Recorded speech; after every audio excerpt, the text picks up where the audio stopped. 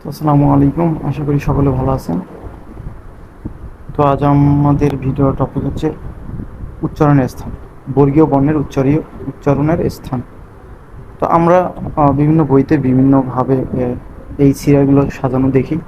তো আমাদের জন্য সহজ হয় যদি আমরা ক, চ, ট, ত, ফ, প, আমাদের পাঁচটা বর্গ আছে, 25টা অক্ষর।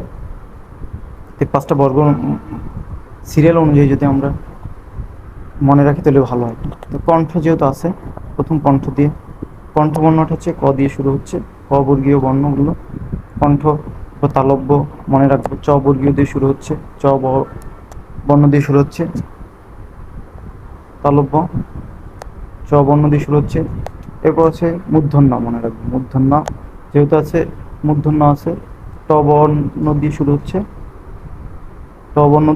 মূর্ধন্য। এবার দন্তন্য আছে, দন্তন্য আছে, ত ত বর্ণ দিয়ে শুরু হচ্ছে দন্তন্য। যেহেতু দন্তন্য, এই দন্তন্য আছে এটার মধ্যে, এরকম মনে রাখবি দন্তন্য। অষ্টবর্ণ, শিশুরা যেহেতু প্রথম বর্গের অক্ষরগুলো শিখে, অষ্টবর্ণ মনে রাখবেন, অষ্টবর্ণ মনে রাখবেন, প বর্গীয় বর্ণগুলো। তো আমরা এরকম মনে রাখবো, কণ্ঠ দ্বারা ক বর্ণ, তালব্য দ্বারা চ বর্ণ, তালব্য পশ্চাৎ দন্তমূলীয় বা মূর্ধন্য। মূর্ধন্য দিয়ে মনে রাখবো, ট বর্গীয় দিয়ে শুরু হচ্ছে, দন্তন্য মনে রাখবো। মূর্ধন্যর পর এরপর দন্তন্যর বর্গগুলো আসে, ত বর্ণ, ত বর্ণর যে ত বর্গীয় বর্ণ, দন্তন্য আছে এখানে, দন্তন্য দিয়ে মনে রাখবো। এবার অষ্টবর্ণ, লাস্টে অষ্টবর্ণ।